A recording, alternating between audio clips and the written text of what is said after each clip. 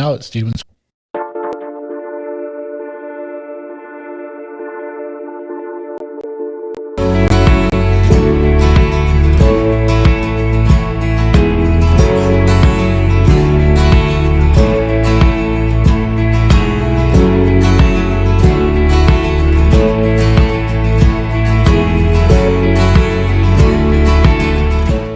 Going on now at Stevens Greenhouse and Floral, the final days of our holiday clearance sale.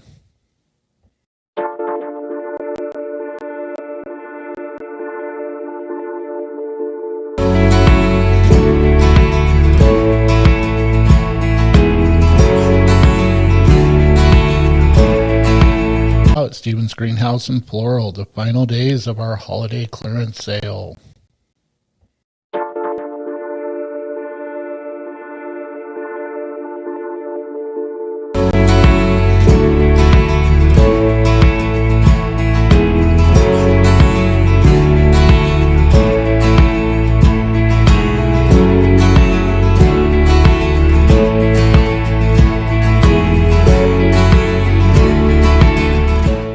Going on now at Stevens Greenhouse and Floral, the final days of our holiday clearance sale.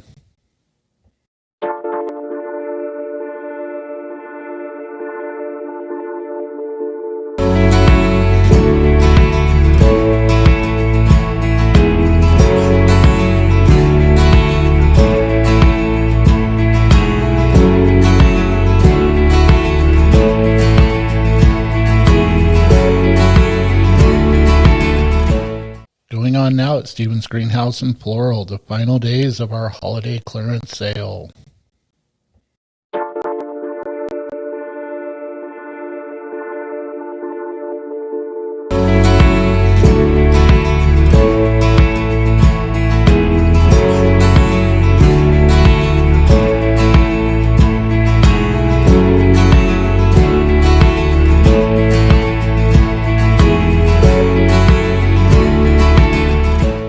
Going on now at Stevens Greenhouse and Floral, the final days of our holiday clearance sale.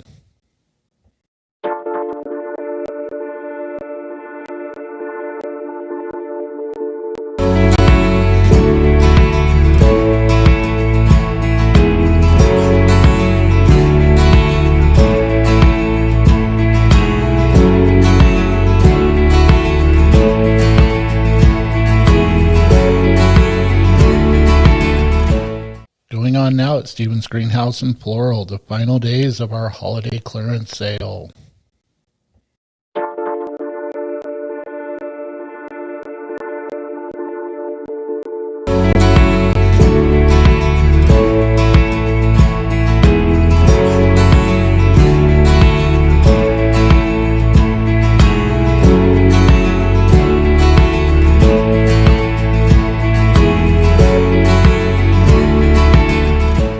Going on now at Stevens Greenhouse and Floral, the final days of our holiday clearance sale.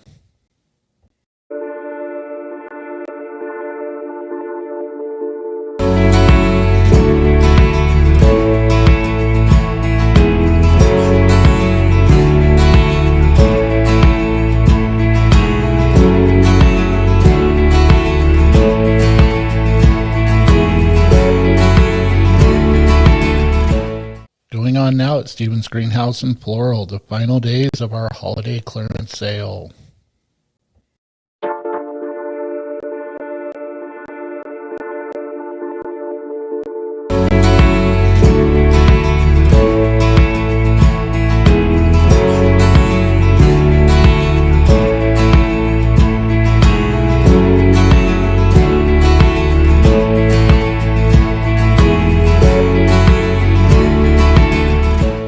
Going on now at Stevens Greenhouse and Floral, the final days of our holiday clearance sale.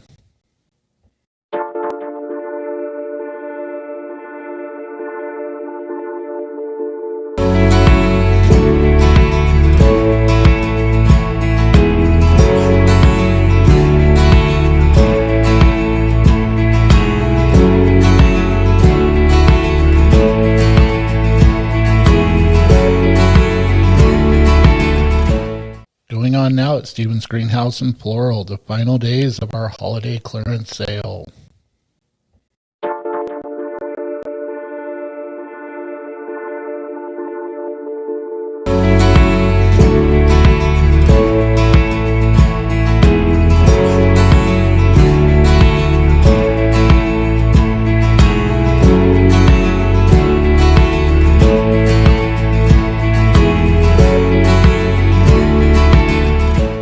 Going on now at Stevens Greenhouse and Floral, the final days of our holiday clearance sale.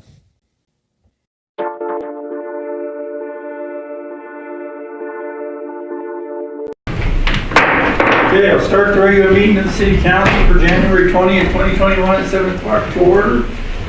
Freeman, lead us in a pledge.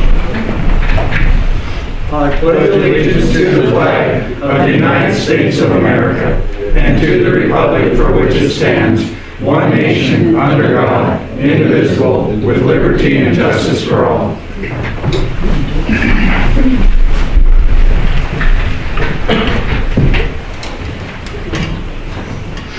Okay, next first item is minutes. Move to approve. Second. Move again, second by Don. Discussion.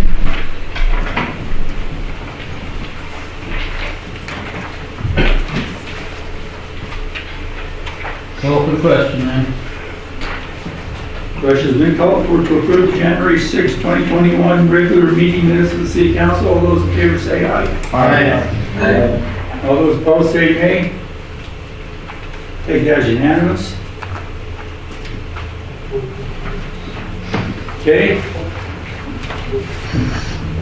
Now, to be nice to the people in the audience, because we usually have our public comment right at the end, and you probably don't want that, I would like to move, not permanent, just tonight, open it up for them, because I know Mr. Irk is here to talk, if you don't mind. Is there any objection? None. I was told you wanted to speak. I'd like to address the City Council and Mayor. First off, the documents on the easement are more or less signed. When they were supposed to have been signed by my father, and he left. He signed one copy. I think there's apparently more that need to be signed. Is that correct? Like 4? Yes. Well, he signed one. So, what I would ask is that we can just make a copy of the signature pages and send them down to him, and then he can send them right back. And that would be on the application for proposed work to get that started.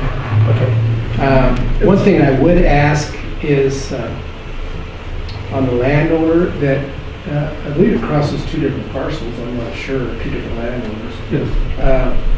That under the signature part we put, for example, East what is it called? East Beaver Head County LLC by John Erb instead of just John Erb. John Erb does not own that, so he has to sign in capacity as manager, and same as Southside. So if you can make those changes, just Jim, just send them over to me, email. I'll get them drafted and copied and send them down to him to sign. Then I'll attach them to the agreements that are there.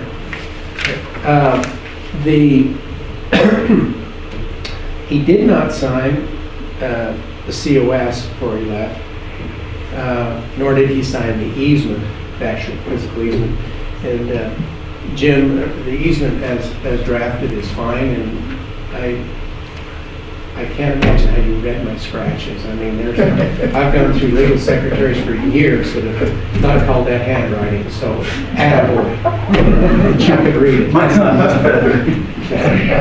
So, in fact, my wife at times tells me my first grade granddaughter writes better than I do. I know she spells better.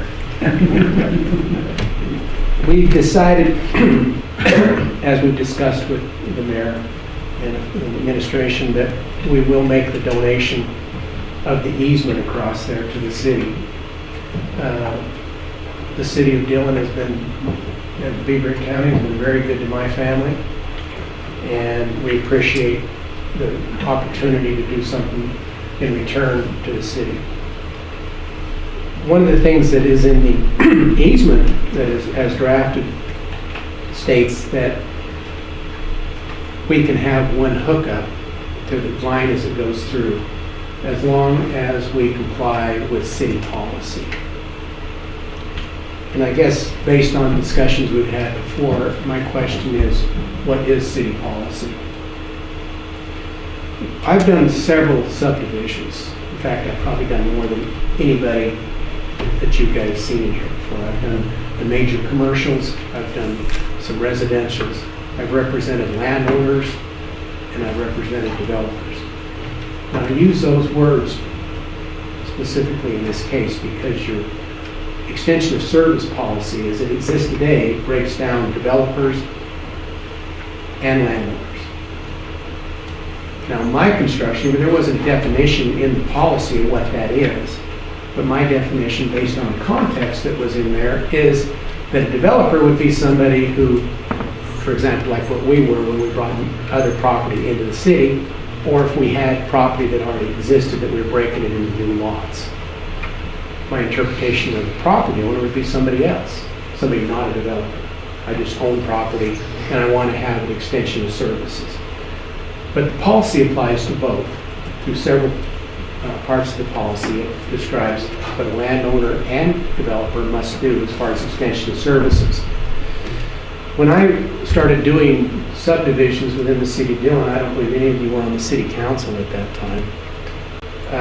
The administrations on some of those developments, we had about additions that should be made as far as the conditions of improvement. There were some things that the city required us to do that I questioned legally whether they could do that or not. Hence, we wound up in court on 2 different occasions and battled it out there. When the city wanted another easement, it's another water line easement, as you're well aware, that goes through our property on the east side, that wound up in litigation too, because we couldn't agree on how that should be installed and what's going. And in that easement, as well as in this easement, it requires that we comply with city policy if we're going to hook up. The developments that we had, as I said, we had some contentious moments there and some situations where the public comment was, to me, you scratch your head and go, I guess there's no requirement about you know what you're talking about before you make a comment.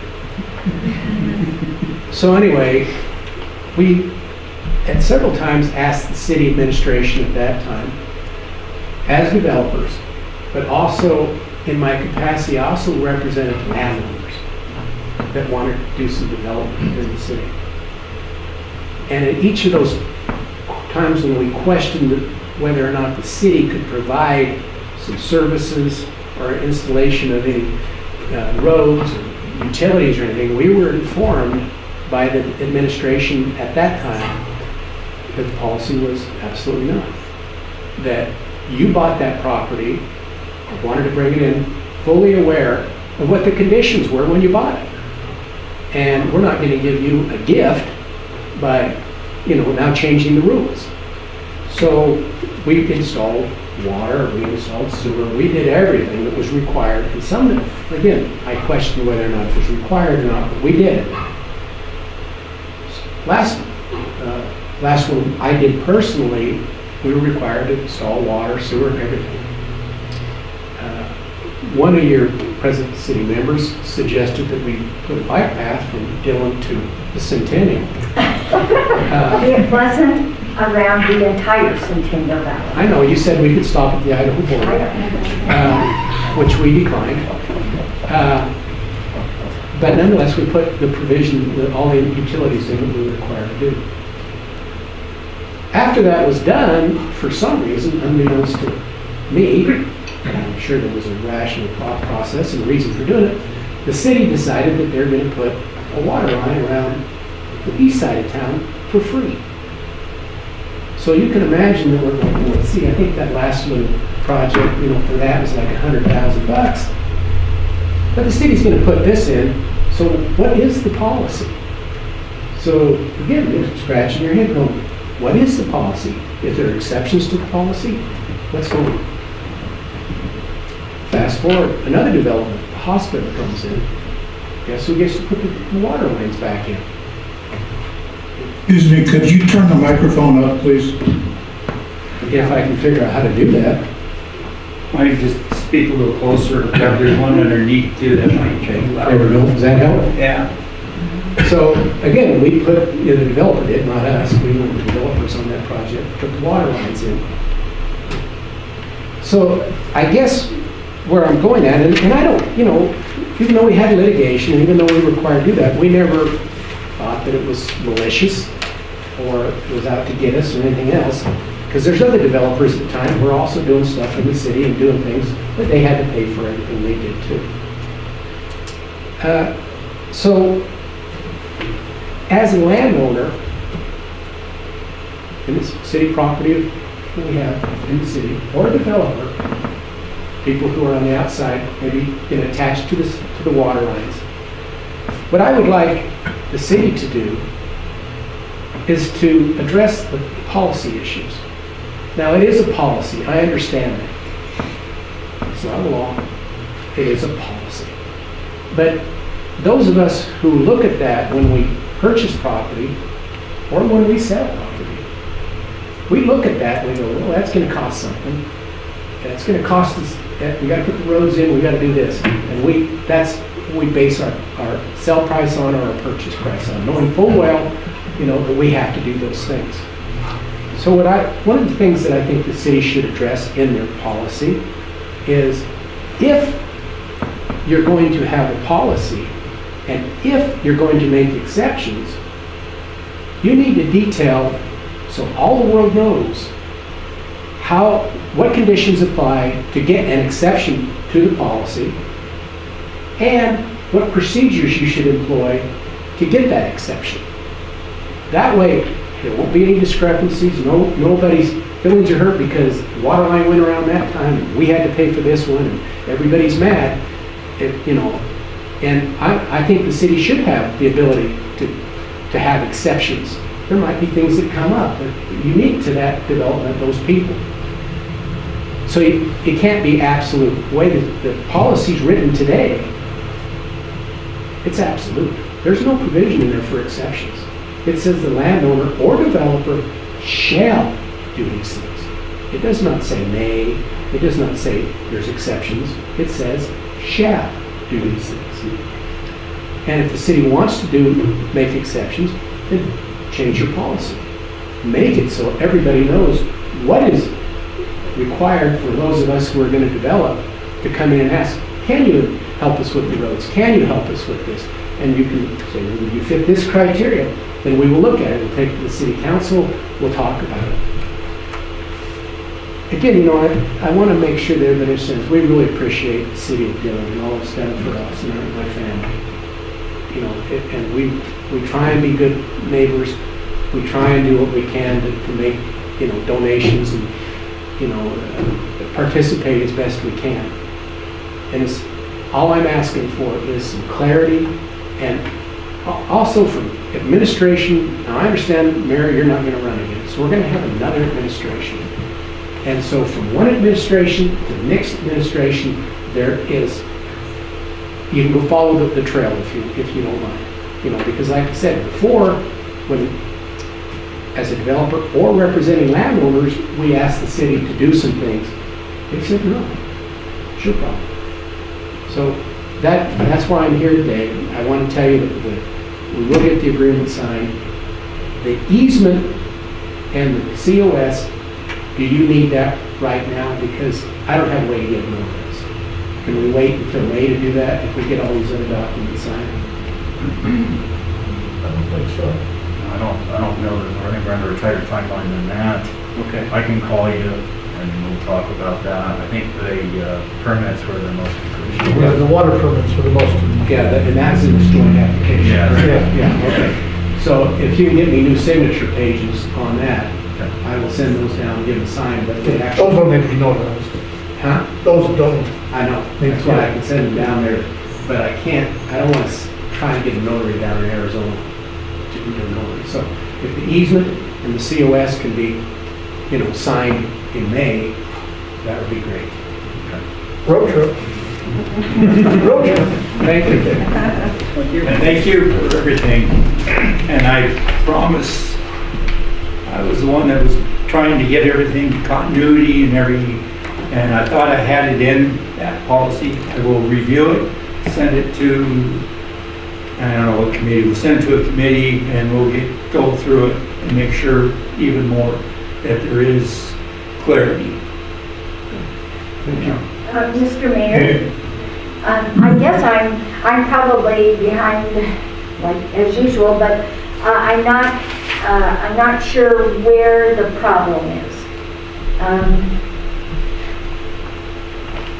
Mr. Erb, what exactly are you?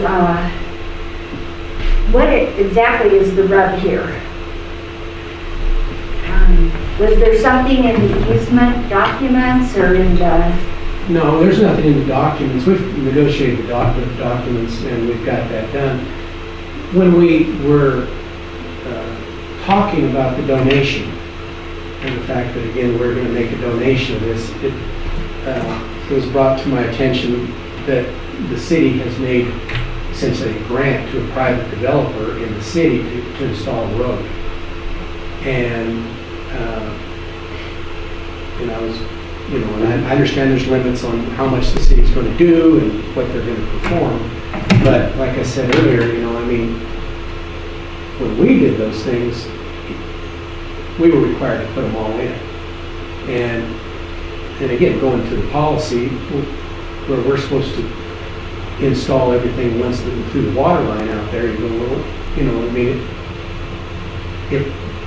can't we get exceptions then? I don't know. There's no procedure involved. Mr. Erb, Yes. I didn't catch your name to begin with. What was it? Calvin Erb. And are you speaking on behalf of John Erb and the family, or as an attorney, or what? John Erb and the family. Okay. Well, let me try to summarize what I heard of what you said, and if I'm in error, correct me. You're essentially saying that as developers, you find it somewhat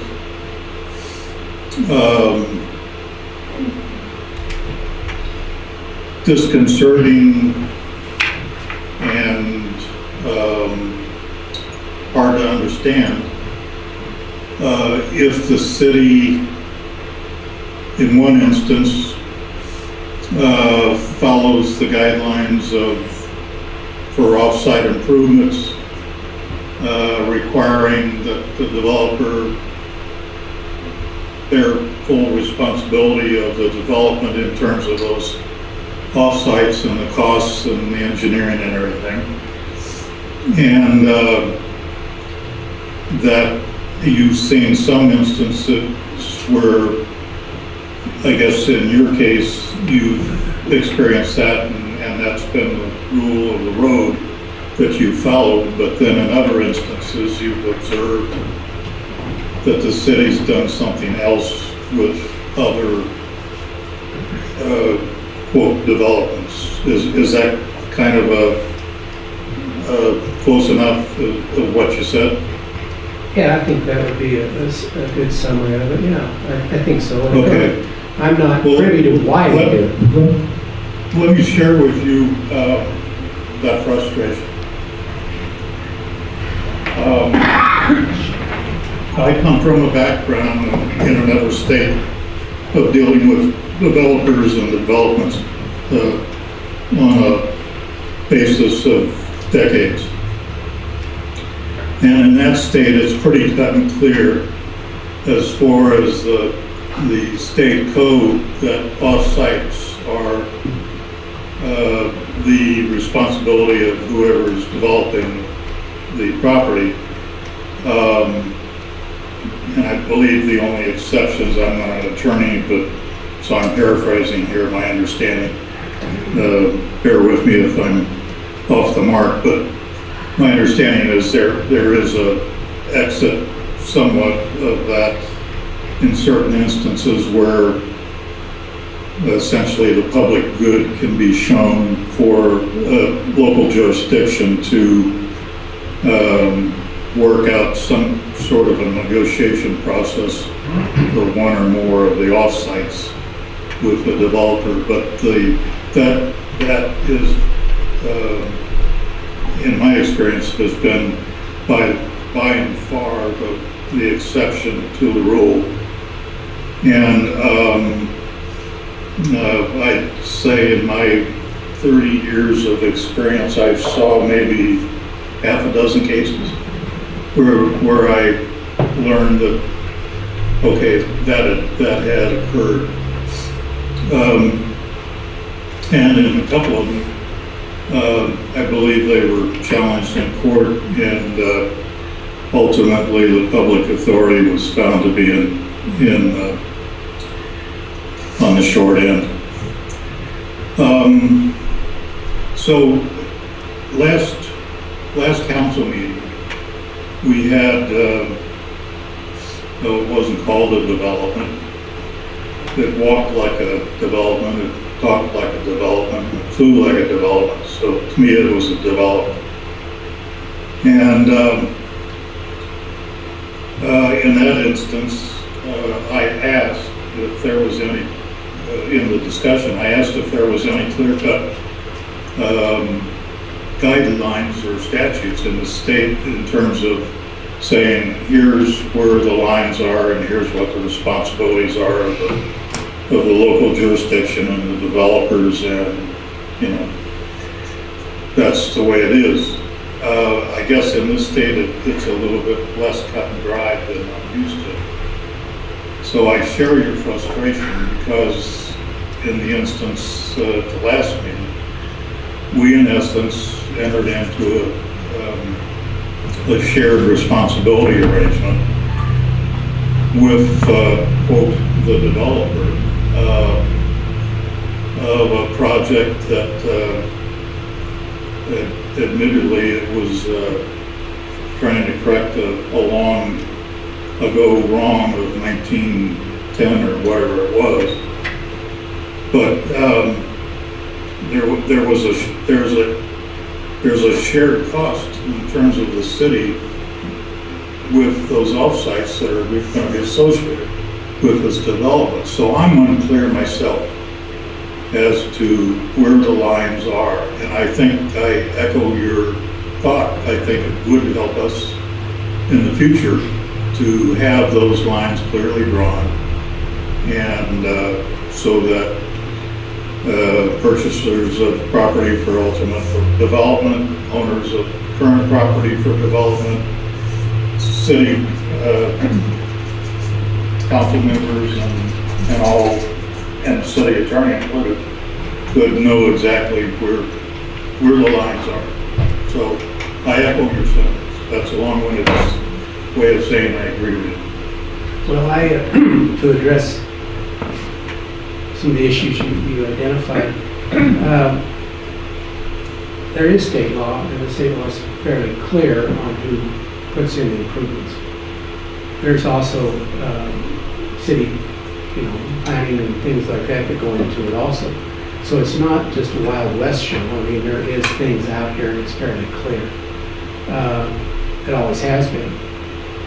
Yeah, I'm intimately aware with the property you're talking about because I represented the landowners that sold that to the developer when they bought it.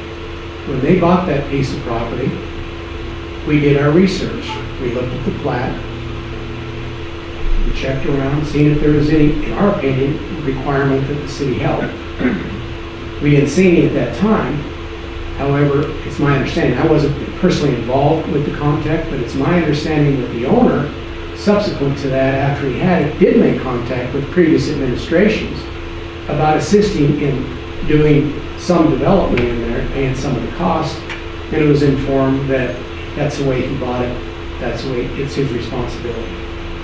So again, what is the policy? It switches from administration to administration. And so if we develop a policy with exceptions in it, so we know, and those guidelines are in there, then we don't have this, you know, we change the administration, a few city council members, and all of a sudden, boom, you're back in business. And I guess, and have something in this policy that requires a certain vote or something else to change it. Otherwise, it's mandatory. And then we'll resolve this problem. There's probably good reason for what the exceptions were. The ones that you guys made, the ones that, you know, when they put it around the other side of the east side of the town. I'm not questioning the city's intent or their desire to do what's best for the public. I'm just simply saying, as a developer, you're going, what in the hell is going on? You know, let's make up our mind. You know, either you're going to have exceptions or you're not going to have exceptions. If you're going to have exceptions, what are they? How do you provide for it? How do you apply for it? That's it. Thank you, and we will put that policy back on the table to work through it, make sure. So, thank you for bringing that out. I'll wait for Jim to send us some stuff. Okay. Mr. Mayor, it seems to me, this was a question that Mr. Wassel asked at the last council meeting. I didn't understand the answer to it, but I guess I'm going to ask it again, only a little bit more succinctly. Do we have some kind of written legal opinion that tells us what our responsibilities are to developers, you know, or landowners for putting in improvements in undeveloped or partially developed property within the city limits?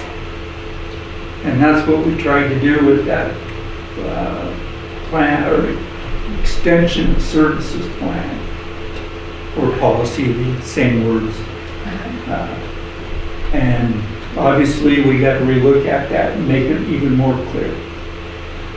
So it'll be brought back to the council and we'll add or whatever to try to make it as clear, as concise as we can. Obviously, we let things slip through. That would be our mistake. I didn't find, I haven't written the extension of services policy. That doesn't talk about, that talks about the city's vision of what developers or landowners will do and what their responsibilities are. But what I'm saying is, do we have some kind of something that talks about what Montana as a state, what it has decided are the legal responsibilities of the city to provide for developers or landowners wanting to develop property within the city limits? Do we have anything like that? I am not a lawyer, so I can't tell you. You'll have to ask the city attorney if we have a written one, or do you, you have case law, but I can't tell you. I've never been asked to do anything. I know. And so we can maybe ask that. That Try might to be get part it of the written. review process that you need to undertake that's been suggested. And we'll do that during the process of revising our extension services plan. I thought our extension of services plan was very clear, and we approved it just a year and a half ago. I thought it was, and I quoted that. But Dawn said to me that some of my questions about the services that we were extending said that they were going to be taken care of in the contract. And they're not. They're just not. Well, let's discuss it later. We don't need to take this time. Because right now we're getting a little carried. We got public comment, and I promise we are going to look into those items. And if you even want, we can communicate to you when we're going to have it on the agenda, and you're welcome to come if you want me to, or have Mr. Dolan contact you, but you look it over even if you would, you know, when we talk about that. Okay, because we can't push it too much. I mean, we discussed and we got the vision from Mr. Erber, I believe we did. But to go much further with an item not on the agenda, that's not right. So we should put it on the agenda, and I promise I will. We are going to look over our extension of services. I thought it was clear too, but we'll have to look through it and find out where the mistakes were done and repair them, make it very clear. So all developers, that's what the whole thing was about, so developers can look and understand what's going to be exactly expected from them. And I was hoping to get that done before I was done, so the next mayor would have something to fall on, you know, fall back on. So, okay?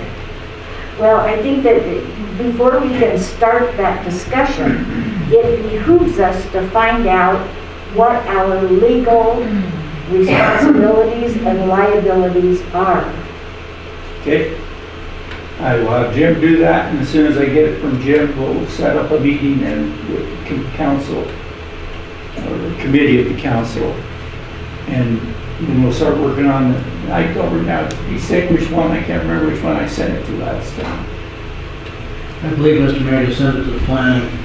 Was it planning? Okay, we'll send it to planning. It'd be a concerted effort between the planning and the subdivision regulations. Okay. And so we'll send it back there. We will then have, before that, we'll have Jim put out an understanding of what exactly all the law says. You know, what's our responsibility, municipality's responsibility. Okay? Great. Okay, thank you. You got anything more? Okay, then we'll move on. Thank you. And we do appreciate your family's been very good to the city of Dillon too, and Beaverhead County, but I'm mainly only talking for the city of Dillon. You know, and you guys have done very well, and I don't know what more to say besides thank you. Appreciate it. So, thank you. Okay, let's jump back. Mayor's report. Right now, the first one under there, and I don't see is appointment to the ad hoc. This one doesn't need approval of the council. This is the mayor's, I would say duties. That might not be the right word, but you know, we're just adding a couple members to the ad hoc. A couple of them left. You know, the one that we're trying to get grouped together with the downtown business and all that to work together. So these two, we thought would be very good to be on there, so we just put them on. So this is just telling you guys that we're changing.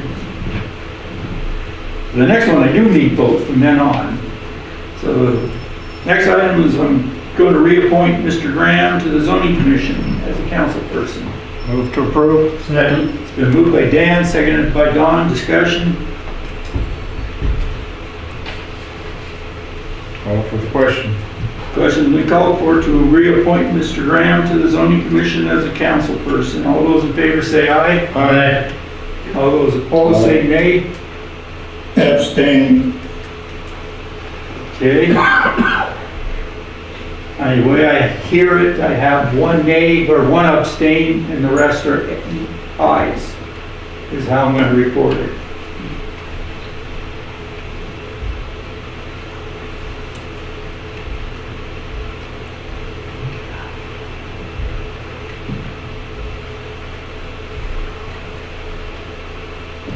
Okay, you're back on the zoning commission. Next one is reappoint Mr. Schaefer to the planning board as council person. Move to approve. Second. Second. It's been moved by Dan. Let's put Russ this time. I think it was Russ, wasn't it? Okay, as second. Discussion. Question? Question was called for to reappoint Mr. Schaefer to the planning board as councilperson. All those in favor say aye. Aye. Aye. All those opposed say nay. I take that as unanimous. Next one's reappoint Mr. Schwant to the City County Health Board. Move to approve. Second? It's been moved by Raymond, seconded by Dan. Discussion. Call for the question. Question's been called for to reappoint Mr. Schwant to the City County Health Board. All those in favor say aye. Aye. All those opposed say nay. Nay. I will say, I heard a nay from Rich, correct, and the rest have been ayes. Okay.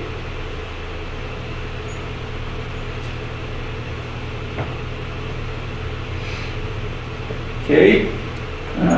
I'm appointing Kathy Shipman to the tree board as a resident member. Move to approve. Second. It's been moved by Dan, seconded by Russ. Discussion? Was Kathy on there before? Was Kathy on there before? No. Kathy and Ainsley Shipman have attended meetings for the last 2 months, and they have called and volunteered to be part of our projects for the last year. And I got the tree board, they told me they're okay with it, they appreciate it. So, Call for the question. question's been called for to appoint Kathy Shipman, or to confirm the appointment of Kathy Shipman to the tree board as a resident member. All those in favor say aye. Aye. All those opposed say nay. Take that as unanimous. And the other one, we didn't really have a student member, but I'm just going to create one. It's not a voting member, but she can have the title of a student member on the tree board and help the tree board. But we don't really have a student member on there. Yeah, we haven't had one for a year, but we've had student members before. And they help us a lot with the Arbor Day projects. Move to approve. Second. Was that Rich? Okay, it was Dan motion and Rich seconded. Discussion. I've got a quick question on that. Not that I'm opposed to it, but when I was, let's say, courted to be on the library board, it was brought to my attention that relatives were not allowed to be on the same board. Is Ainsley Shipman and Kathy Shipman related, and is the same rule apply for the tree board? Ainsley is not a voting member, and the last student member that we had was, can't remember his name, Sam Kelly.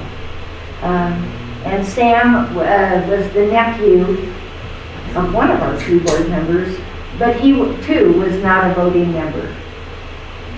And on the Please library, understand, on the library, I don't have a problem with it. I'm just going on information that was shared with me that either spouses or family members were not allowed to share seats on the board, and they didn't go into detail whether they were voting members or non-voting members or anything. I'm just merely asking the question, is it okay if the two Shipmans are related to serve on the same board? Are you asking a legal question? let me take over, please. Stop interrupting. Right now, I can answer that. The library board, from what I understand, there is no rules that a family members, two of them can't be on it. It can't be, one cannot be working for the library and the other one be on the board. That would be a no. Okay. Okay, but I just appointed with no problem two sisters. Now, they're not on the board anymore. And I can't remember their names right now, but they were on there. And I don't know of any law, it's like I cannot appoint any of my relatives to the 4th level of blood, 2nd level by marriage, to work under me. Okay, I can't do that. Council Okay. cannot have a job in the city. You can't do that. But if 2 family members and the mayor agrees to appoint those 2, want to be on whatever board, I don't know if there's a problem there. Okay, all right. I just wanted to make sure there wasn't a problem before we voted on it. So thank you very much. Okay, thank you. Call for the question. And the questions and call for to appoint and Ainsley Shipman to the tree board as a student member. All those in favor say aye. Aye. Aye. All those opposed say nay. I take that as unanimous. Okay, the next one you have in your packet, the transportation plan. We are going to have, or just Todd want to just take over and talk about it, or you want me to try? Every year we have to present to a transportation coordination plan to the state and the feds. And this is this year's plan. And then we have to have a public hearing, which we'll have next week, or next meeting. And then we have to have it done by the end of March. In a position to turn in the end of March.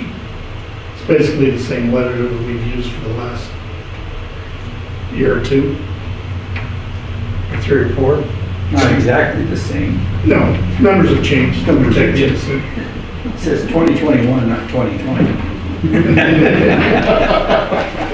Just joking, I'm joking. Move to approve. Well, we're not approving, this is just for you guys to read, so when you have the public hearing, you will know what we're talking about. And then this will be up for a vote on the 2nd meeting of February. Well, your agenda item says discuss approve, so that's why I made the motion. Yeah, it's incorrect, we're not. It's just putting it out there, there's no voting, is that correct, Todd? I don't believe Correct, there's no, voting. no, I mean, there will be, but not this meeting. not tonight. Okay, And it just helps with our funding. If we don't have this, we cannot receive any funds. none from the state. Correct. Yeah. Okay, next item, citizens' request. I'll pause for a little bit to have you guys look at it and ask questions. Just jump in. At the last meeting, I know Mrs. O'Rourke asked about 325 South Pacific and the sidewalk. It has a brand new sidewalk put in. Oh, it does? Yes, Great. Thank you. they did the whole sidewalk, just not the particular block, or square of the sidewalk, so we appreciate the family doing that. And that's the one that had the hole. or Yeah, it was something collapsing in. Collapsing in. Yeah. Okay. And I believe that family was Fred, Todd, what's his? Fred and Michelle Mergenthaler. Mergenthaler. Yeah, thank you.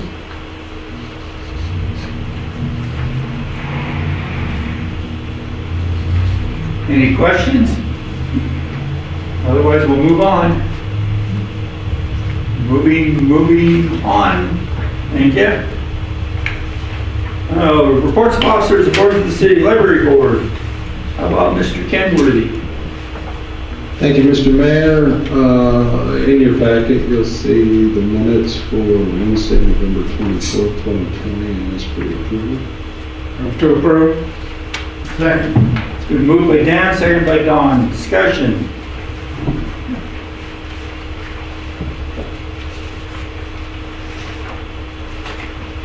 Call for the question. Question's been called for to accept the November 24th, 2020 meeting minutes of the library board. All those in favor say aye. Aye. Aye. All those opposed say nay. I take that as unanimous. Is Lori in attendance tonight? Nope. That's a no? That's a no. No, all right. I'll be glad to answer any questions that there might be regarding that. I do know the library's up and functional. We did have a meeting last month, and those minutes will show up hopefully relatively soon. If there are any questions, I'll be glad to try and answer. Otherwise, that ends my report. Thank you. Next item, City Attorney, Mr. Dolan. Well, thank you, Mr. Mayor. So I'm just going to go over some brief items that have come up since the last meeting. Learned that the Saxon matter is being appealed to the Ninth Circuit Court of Appeals. I'm not surprised at that. The assigned counsel from MMIA, I don't think thinks it's going to be very successful. But again, I'm not surprised that it was appealed. I kind of heard from the jail today that they've also experienced an increase in domestics and DUIs. So I think that it's something that's being seen universally. I don't know if Officer Pedersen here would agree with that, more domestics and more DUIs, but it seems like that's been an increase in general in my office. And been working on, as was made known earlier, the water line. A lot of work with that. We're working with the project engineer, Mr. Hazelby. And other than that, I'd be happy to take questions.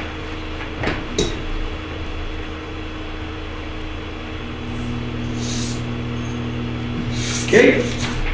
I take my questions. Planning Board, Mr. Hand. There's no minutes in our packet from the last meeting. We did move ahead. We had 3 out of 4 members showed up. They elected me as president of the planning board for another year, and Seamus Manley as the vice president. So we'll hopefully have those minutes in the near future. Other than that, I have nothing else to report. Thank you. Zoning Board. Before you go on, I just throw this out as something that the planning board discussed was minutes being delivered a little earlier than we have in the past. That's going to become a new practice for all the board members, the various planning board, zoning, board of adjustments. What we're going to do, instead of waiting to put the minutes into a packet 2 or 3 days before the next meeting, because some of the meetings may happen a month later, when the minutes are done, we're going to send the minutes out so they get a chance to review the minutes before, so they're fresh in their minds, I guess is the best way to describe it. That was one of the nice things that came forward from that meeting is that as well. So just a heads up that if you're on those boards, you'll be seeing minutes roughly within the next week after those minutes. So you have a chance to understand what the difference is. Well, like the planning board meeting, we had a meeting in October. Yeah. We're approving minutes in January for those October minutes. All right. The majority of the people go, I don't remember anything going on. Oh, so you're just sending it out? So we're just sending it out The early. meeting would be in January, they would at least have the minutes before. They'd have the minutes in a week after that meeting in October. Okay. As long as you're not approving minutes through. No, we're not or approving. Something like that, okay. Nope. So it's just a review of, Okay, that's not a bad idea. Thank you. Zoning Board, we got interrupted. Should I flip a coin? I've been picking on both of you. I'll do it tonight. Okay. We don't have no minutes, so it'll be easy. We actually had a meeting last week and we reappointed the same people to the chairman and vice chairman or president and vice president or whatever their official word is. And we were hoping to get some minutes so we could discuss some things we needed to discuss on the marijuana stuff, but I guess we'll wait for the next meeting for that too. Did Mr. Stoker stay on as the Yes. chairperson? Yes. Yes, and Russ is the vice chair. Go Russ. He was going to be chairman, but he showed up for the meeting.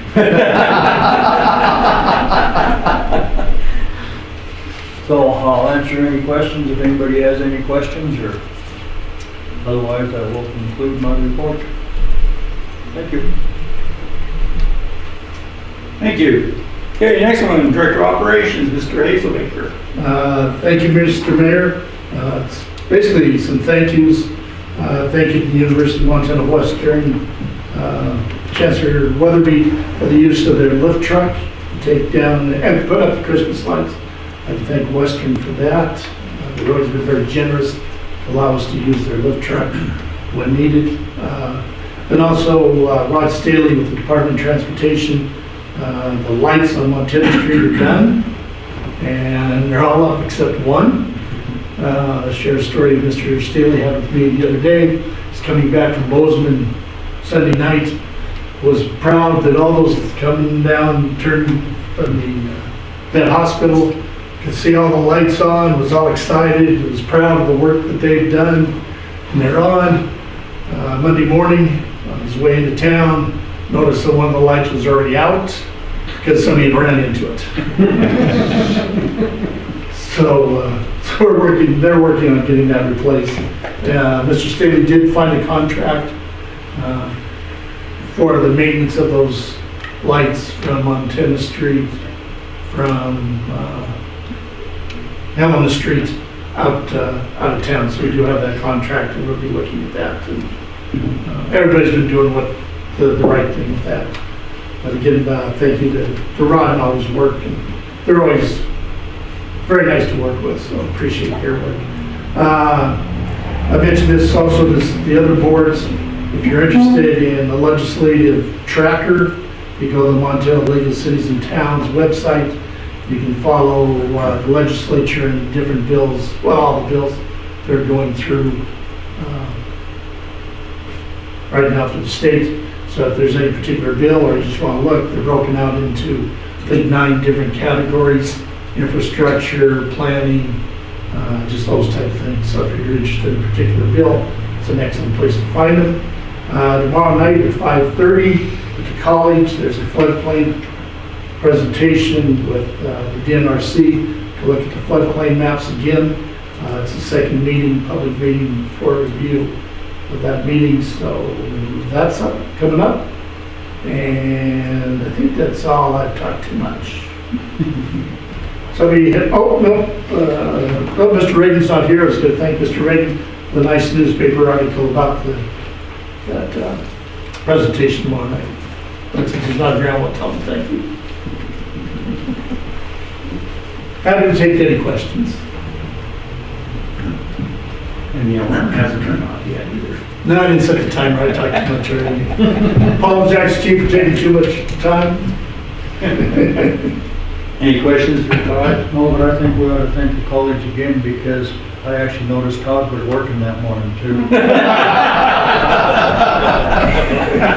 I will admit that's one of the things I enjoy doing, getting up that early in the morning. But I also won't say anything about anybody's particular truck. It was parked underneath one of the lights that we were trying to remove. Won't say anything about that guy's truck. It took me a lot of planning.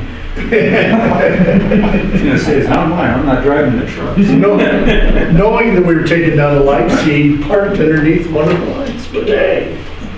I was hoping you'd drop it on and I'd get some insurance money.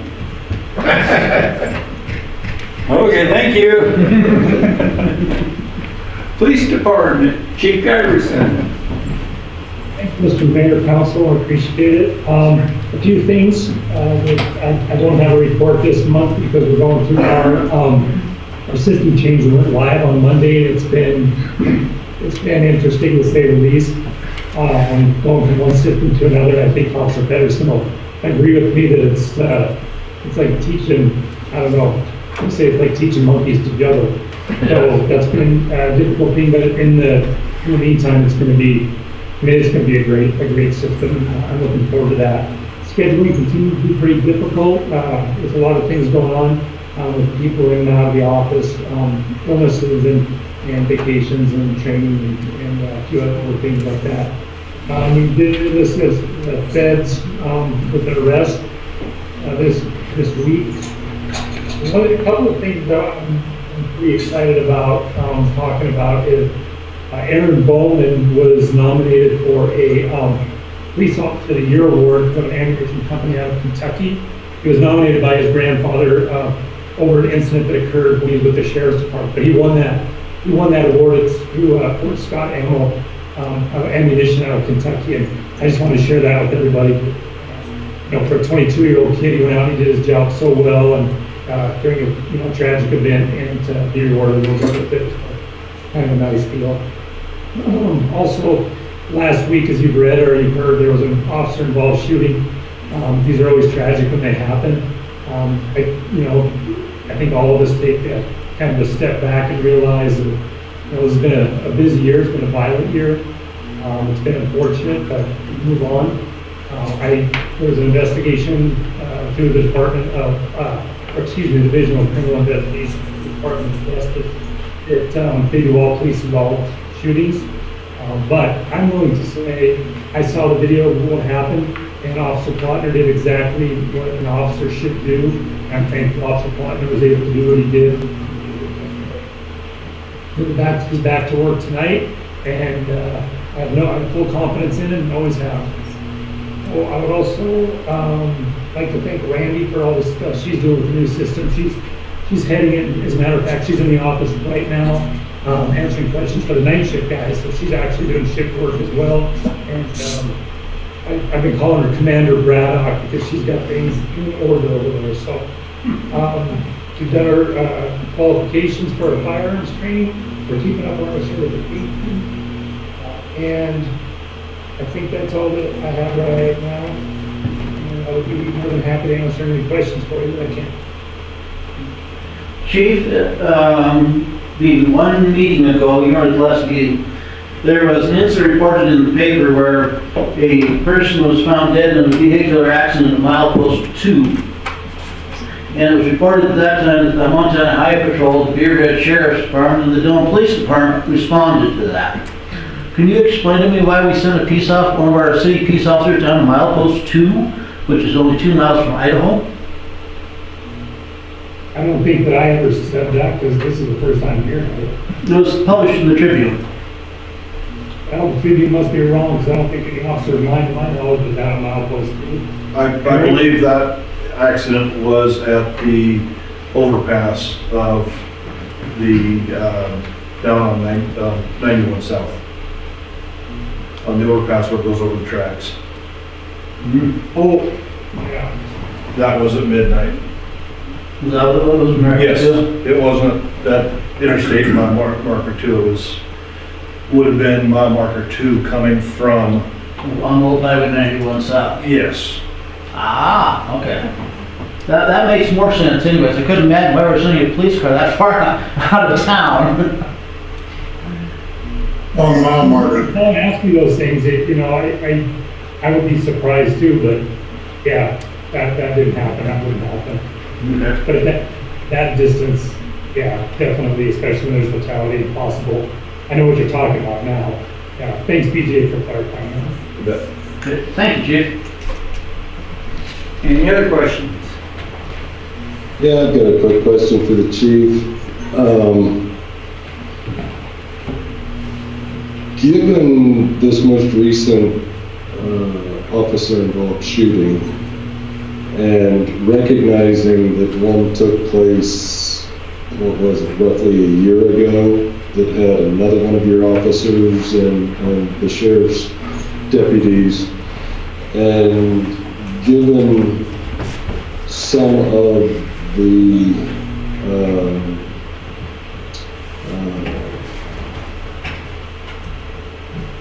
things that Mr. Dolan has commented on domestic violence being on an uptick and DUIs being on an uptick, and you making the comment that all of your officers have just recently gone through qualifications. Would you say that you believe yourself, the administration, and the other officers are well provisioned for practicing scenarios at the range, given that we are starting to see kind of an uptick in situations that we're starting to see. Do you feel your people have enough practice ammunition to be going to the range and the resources available for them to be able to do what is asked of them to do on moment's notice? I think we could always use more ammunition. It's extremely expensive. I think a lot of them are using their own ammunition when they go up there, because and it's expensive. It's expensive right now. It's not really easy to get a hold of.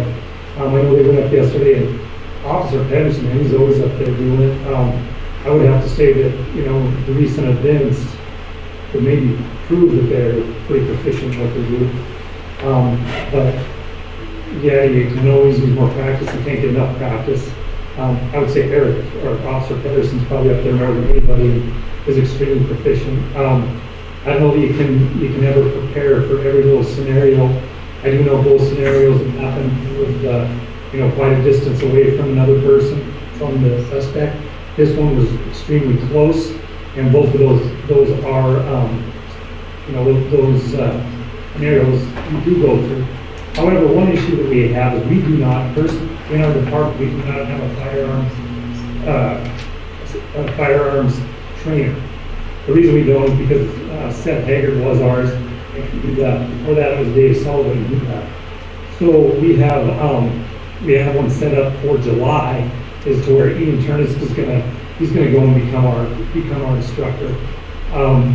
In the meantime, Seth, who was our instructor, he's been the one still doing all this stuff for us and certifying us through the state and everything. So, and he does a good job. But honestly, I think that having Officer Pedersen there too, that's a good question to ask him as well. I don't want to take time to do it now, but that's a good question for them. But I think all in all, they're really good at what they do. And yes, you could definitely always use more emphasis. Okay. I don't know, we see situations like this, and obviously, I'm sure you're aware, I'm 2,200 miles away right now, and we're continuing to watch the news and seeing stuff, and like you had mentioned, there was the FBI involved apprehension, and there's so much stuff going on right now, and one of the things that I worry about, simply because of marriage and my wife, having worked with you and having developed relationships with those folks that report to you, there is a kindred spirit. There is a desire to ensure that they stay safe at all times, and that line of work requires a lot of diligence and a lot of training, and I just wanted to kind of hear it from the horse's mouth, if you will. If you believe that you feel your individuals are getting the training that you feel is needed and deserved on a regular basis. Well, I'll tell you one thing now to kind of segue off a little bit too is, officers are mandated with so much training, and they have to, there's certain aspects that you have to be trained in, you have to have certain certifications. And so it's really hard for a department of our size is to provide all that training, and also the training that goes on top of that, which we've done pretty well of doing. But it is trying, because as you send people to training, that's one officer you don't have any, and it's cost, but we've done pretty well of keeping it up. As a matter of fact, I think Officer Potner, as a matter of fact, is going to become a TASER instructor. Do that in a couple weeks here. I think the Air Force class a while back, but just last month. But COVID has really hit this hard with training and just even able to get together. But I kind of want to reiterate too is how putting these people out at night and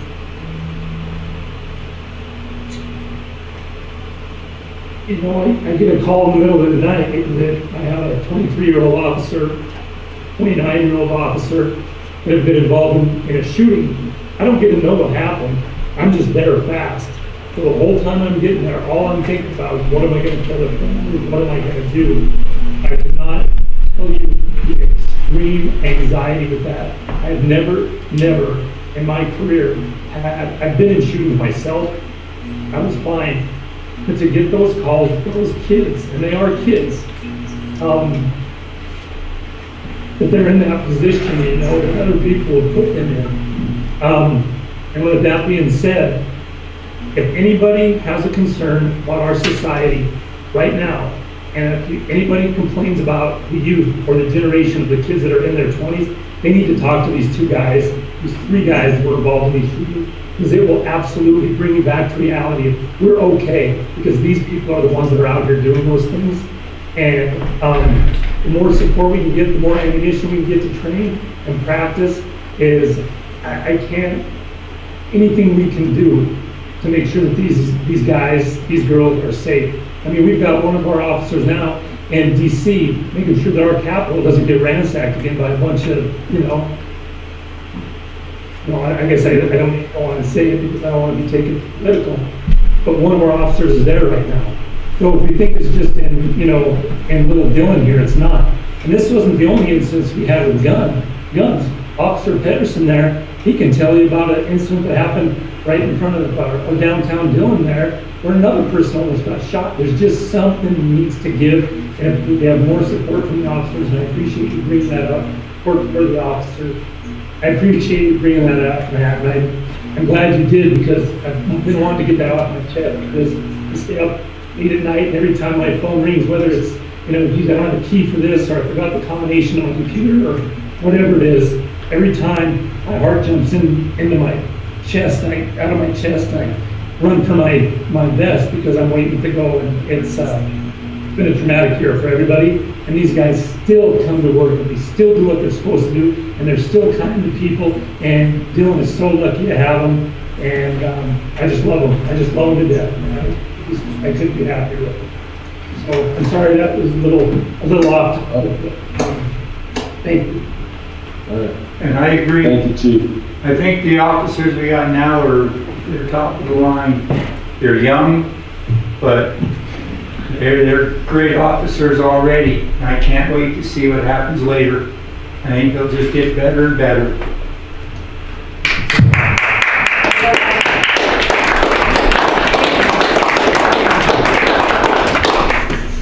And I'll see if we can't get more money for ammunition.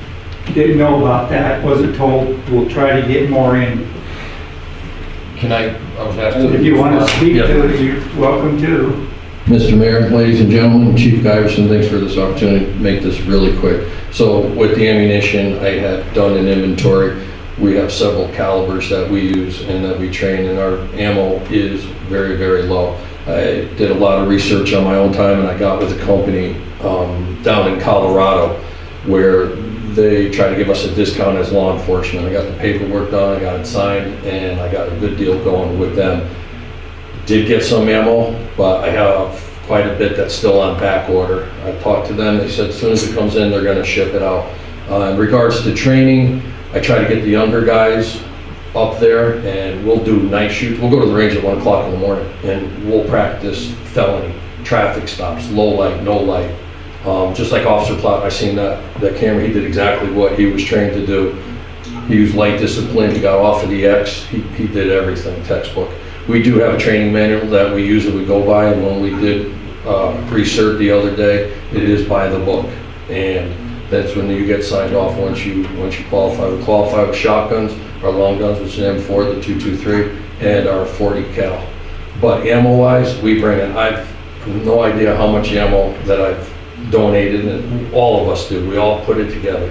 But I try to get everybody up there, and we train hard, and we do it on our own time, and we come up with different scenarios. Mad Dog provided a vehicle up there, so we practice shooting through the windshield in the vehicle, drawing. We try to come up with all of these scenarios that we go through on a day-to-day basis. And for Chief Giverson to make phone calls at home, I know my wife's gotten 2 phone calls. I was on that shooting last year when I responded in my own vehicle going into work, and then that one about 2 months ago where that was that was really close. And he called my wife and told her, hey, he's okay. And then he went on from there. So for that, I thank you. And I'll stop talking now. Thank you. No, one thing I think that kind of lost in the shuffle a little bit is we're trained with firearms, and we're good with firearms, and we can use that. But you know, one thing that I'm most proud of is what the officers are trained on, the de-escalation training. Because we don't ever want to get to the situation where we are using firearms or we are using tasers. The CIT, the crisis response team, the CRT, these guys are trained better. I don't put them up against any department, I said that before. But our goal is to not get into those situations to begin with. So the more training we can get on mental health, which I personally believe that's the biggest problem we have in society, really, is mental health issues. Because we deal with them, the jail deals with them, the hospital deals with them, the schools, everybody deals with them. So if we can get better at those kind of things as well, I think we serve our community better. And our guys and our gal, they are, and we continue to be trained in those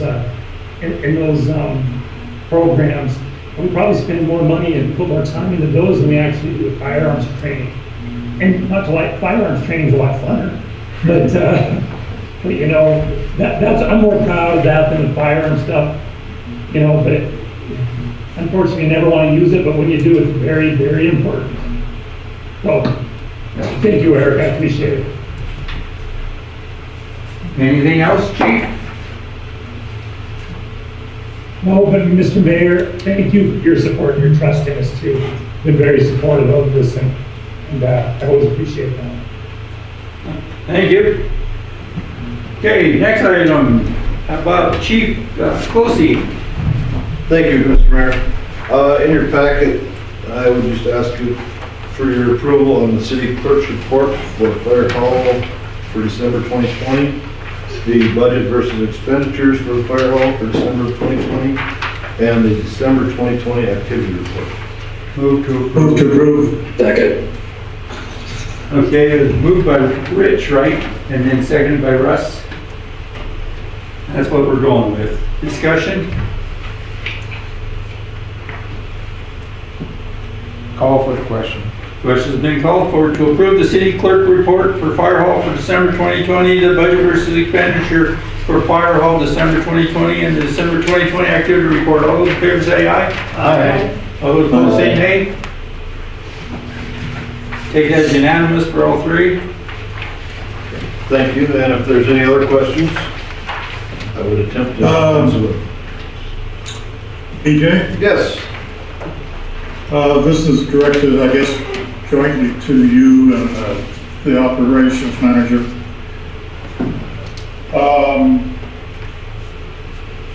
Because of the virus, we kind of have all kinds of unexpected consequences of dealing with it.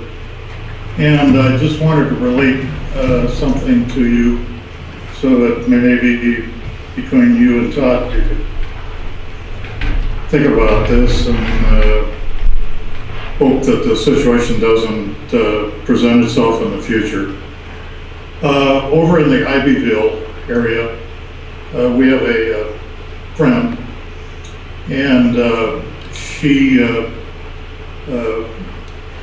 came down with the virus some time ago. And one of the oftentimes effects of the virus is it leaves you with diminished or changed lack of smell or taste. And it came home to roost in her instance because she has a complete lack of smell left over from it so far. And apparently, I guess, maybe last weekish, the city was over in Ivyville doing something with the sewers.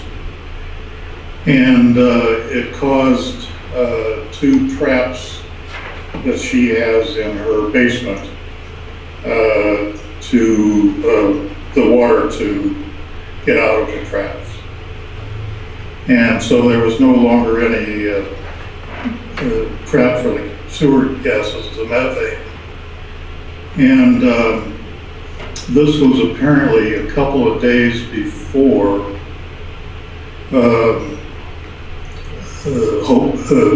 luckily her son showed up and just to check on her. And when he opened the front door, he said, geez, terrible smell in here, what's going on? And then they discovered that the problem was in the basement, coming from the fact that the traps were no longer trapping.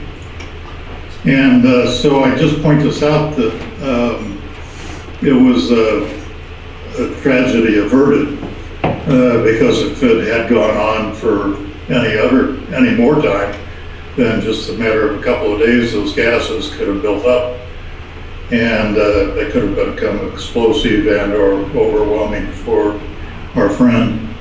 So maybe when the city is out doing something that conceivably could cause a problem with something similar to that scenario, maybe we could think of something proactive to let the neighbors know and keep an eye out for anything going south. Okay, I will get with Todd possibly tomorrow and see if there's a direction that we can determine to, I guess, avoid anything like this in the future.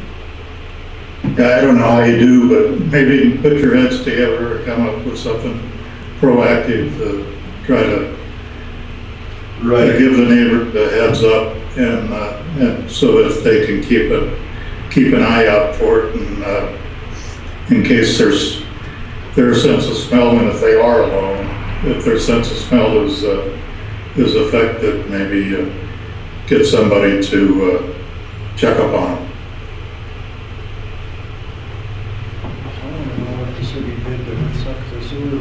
One of the things that we do is that we do hydro flush certain areas all of Dillon through the year.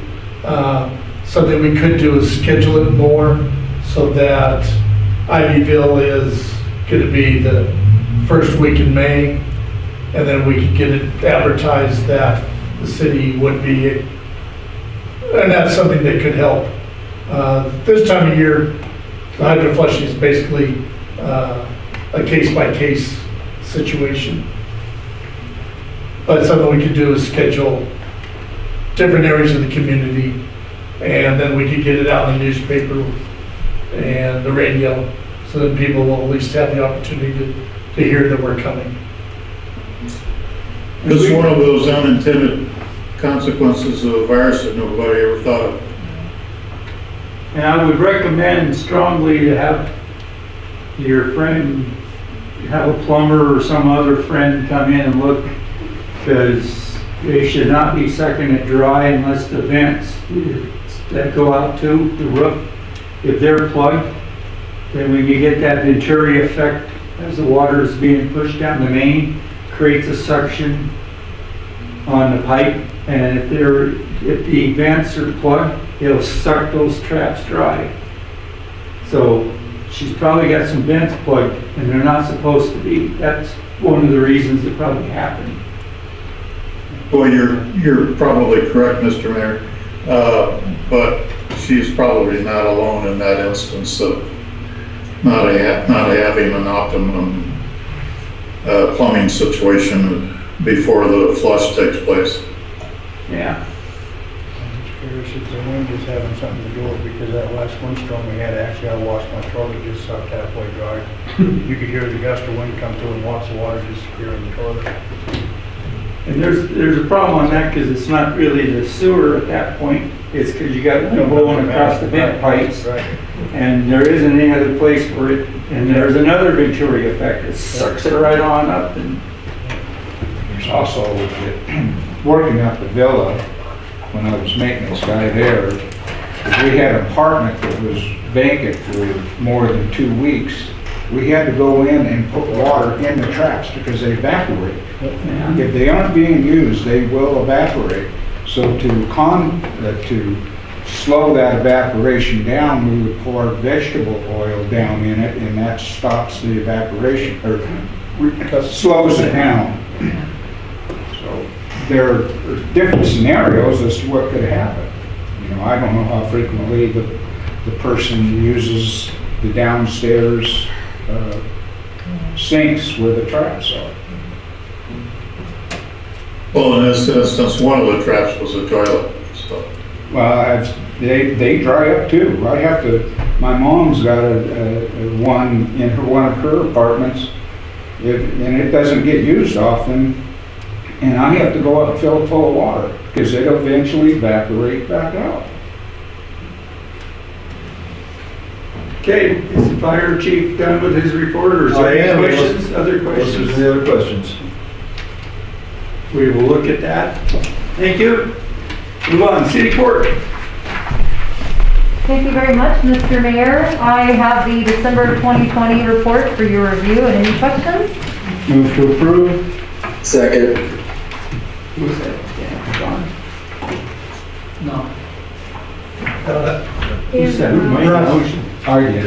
Oh, Dan made the motion, Russ seconded it, if I remember. Or discussion, sorry. Judge, on page 8, what's the date period?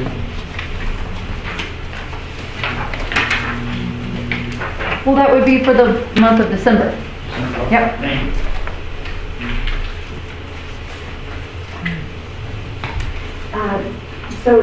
Judge, I was wondering if you were seeing some kind of trend or uptick or downtick in activity.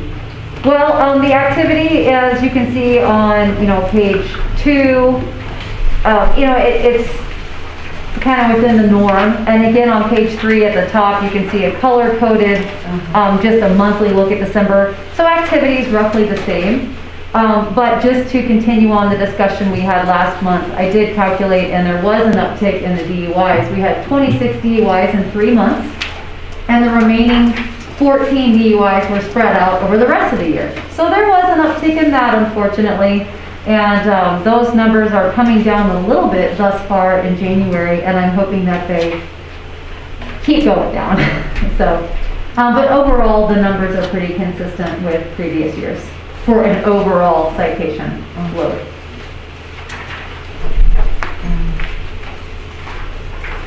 How many more backdated cases do you think you still have left to review? Do you mean backdated in what sense? We did a personal audit just to make sure we had the best records we could have, and we are back all the way down to 2004 now on those. Okay. We probably won't be going much further because those are even out of collection. You can't collect on those any longer. Mm-hmm. So we're probably all but done with our review. Basically, once we get to the 2000s, if you want to go downstairs with me, which you don't, the 90s were dumped in one box. Everything from the 1990s was just thrown in one box. So we're probably not going to be going through that. Really, there's little as far as like people looking back and requesting records from those eras. Mm-hmm. And there's nothing we can do for collection, so there's no benefit to the city for us spending our time to do that. So we're probably pretty much done. I knew you were cleaning up a bunch of the old cases that didn't get properly closed and such, and I was wondering how much of that was still left to be done. Yep, we are very much down to the very little, stacks here and there that we find. We find a lot of things that are mislabeled. A lot of times in the past, they would take a case, say from 2005, but the case wouldn't close until 2012. Well, they would file it in 2012. So, you kind of have to do a lot of piecing together and putting pieces back where they belong. And that's basically what we're doing now. Good. Sounds like you're making good headway. And I think it's a good benefit to the city because on so many occasions people need those records, and we are now able to quickly identify and send those records out. Mr. Mayor, I had just 2 more questions for the judge. Just for our own education, I was hoping that you could talk to us about in each kind of type of case, there are several different things that can happen. And can you tell us about when a case has a deferred imposition of sentence? Is there something that you can tell us about that? Absolutely. A deferred imposition of sentence is usually granted upon request from like a plea deal agreement where maybe Mr. Dolan's office would request it, or I as a judge can offer that to a defendant in an appropriate situation. There are some criminal codes or criminal statutes that actually say a deferred imposition of sentence is expected in a first situation. So that's where you see that a lot. But with the deferred imposition of sentence, the defendant does have the benefit if they adhere to all their sentence conditions and remain law-abiding, among other conditions. They may get that sentence taken off their record. It could be dismissed and sealed. But the fees remain the same, correct?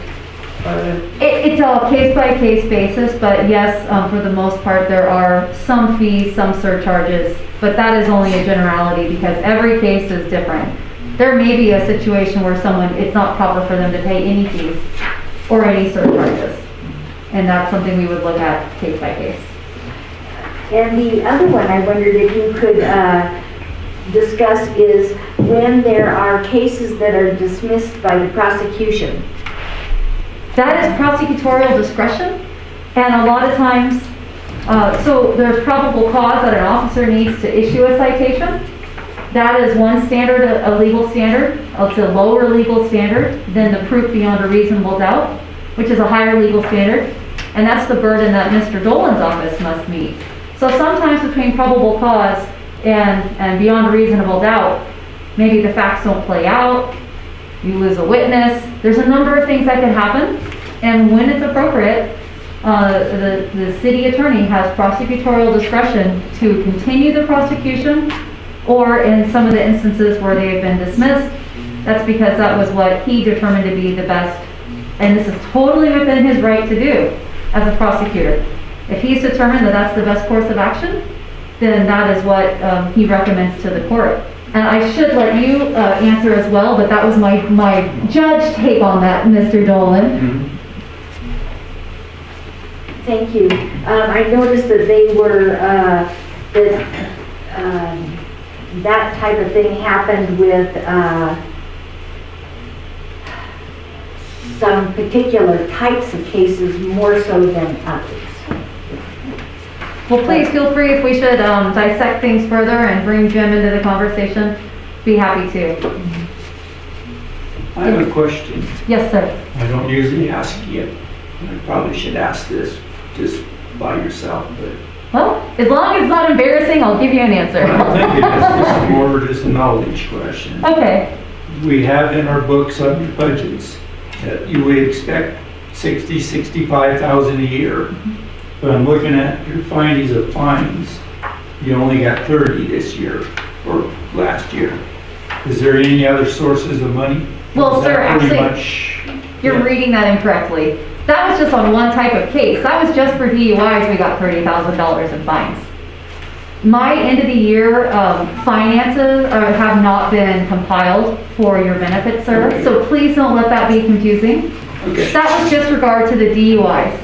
Yeah. Okay. So, but that's actually, to your concern, I think we're going to be just fine. Okay. Thanks. I just need to know if I got to dig up money somewhere. No, I think that we've been very healthy still, despite some of the downturn that we did have. It did have a slight slowing this year, in the summer months especially. I think we ended up just about on budget. Okay.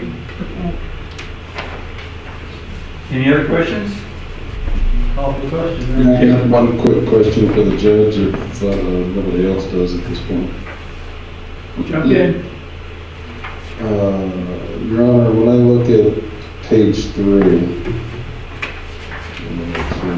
looking up from the title, and it says page 3 on there, it's got the Dillon City Court December 2020 report, and it shows from 2014 to 2020, bar graph, color coded.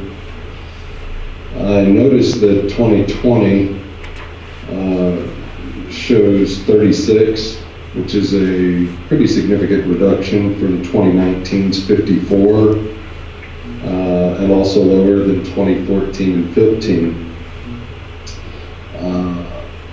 Given, excuse me, given some feedback that we heard from city attorney, in which we're starting to see an uptick in DUIs, let's refer to it as domestic violence, and recognizing that we've had over the last 1 year, I know I'm including a whole year now on this 1 month's study, but 2 police-involved shootings. Can you say, since we've seen a reduction in the arrests, citations, and cases for December of 2020, are you able to elaborate in some way, shape, or form? Are we seeing, even though we've reduced down to 36, are the crimes that are coming before you right now more egregious crimes? That is something that maybe we need to be concerned about? Well, it's a great question, sir, and I will answer it in 2 parts. The first part is, I believe that on page 3, I am blessed to have historical knowledge about what happened in 2019 and why we had 54 cases, which was, I would call an anomaly. And that was because we had a great influx of parking tickets last December 2019.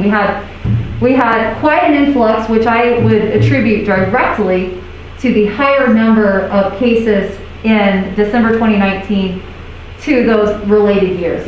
So I think if you really look at a trend, you're going to be pretty much on average, quote unquote, with this past December's numbers. And then with regards to the types of cases, I am not seeing, but for the DUI issue that I brought up previously and then at today's meeting as well, I am not seeing as alarming of an uptick as other departments or other judges may be seeing. Our city court caseload is still trending towards kind of the same old, a lot more traffic-based offenses, a lot more driving-based infractions. So I'm not going to say that I've noticed it in this court, but I've heard the chief say it, and I've heard other people say it, and there is an uptick. It is going on. We're just not seeing it as much in Dillon City Court, but for the very serious problem of drinking while under the influence of drugs or alcohol. If I may, Matt, I'm sorry to jump in here too, is I think sometimes we forget too that the real egregious crimes, Judge Minor's not seeing anyways because they're bound right into the district court. So like any of these shooting events or any, felony assaults or anything like that, that goes directly, it actually starts in justice court because that's where we have to file, and then it gets bound up to district court. So the ones that are a little more egregious, like I think you're probably referring to, are going in that direction. But she wouldn't see it anyways. All right, good point. Thank you. And I hope that my clarification on 2019 makes sense. I think it was statistically an anomaly as to how high that number was last year. Okay. All right, thank you. That's all I have. Call for the question.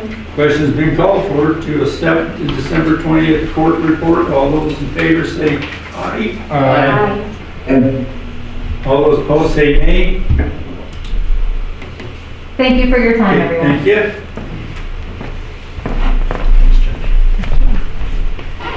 City Treasurer, Ms. Kipp. Thank you, Mr. Mayor. In your packets, you have the summary report, cash summary report from November 2020, the cash bank reconciliation report for November 2020, and the collateral report, and also the cash summary report for December 2020, the cash bank reconciliation. That's just one come-out report for December 2020, and the collateral report for December of 2020. And I ask for your approval. Move to approve. Second. Been moved by Dan, seconded by Matt, I think, if I was. Yes. Okay, discussion?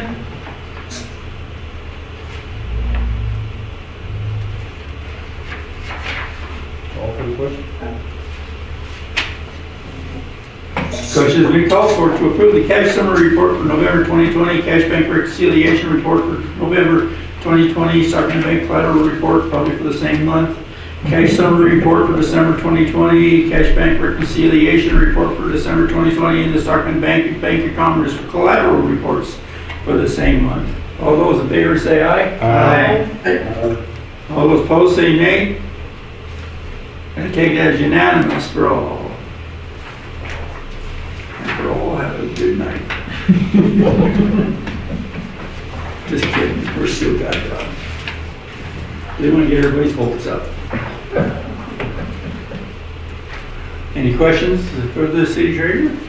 Karen? Okay, you're getting off easy tonight. Tree board, Mr. O'Rourke. In your packets are the minutes from the December 1st tree board meeting. Move to approve. Second. It's been moved by Dan. Excuse me, been moved by Dan, seconded by Russ. Discussion.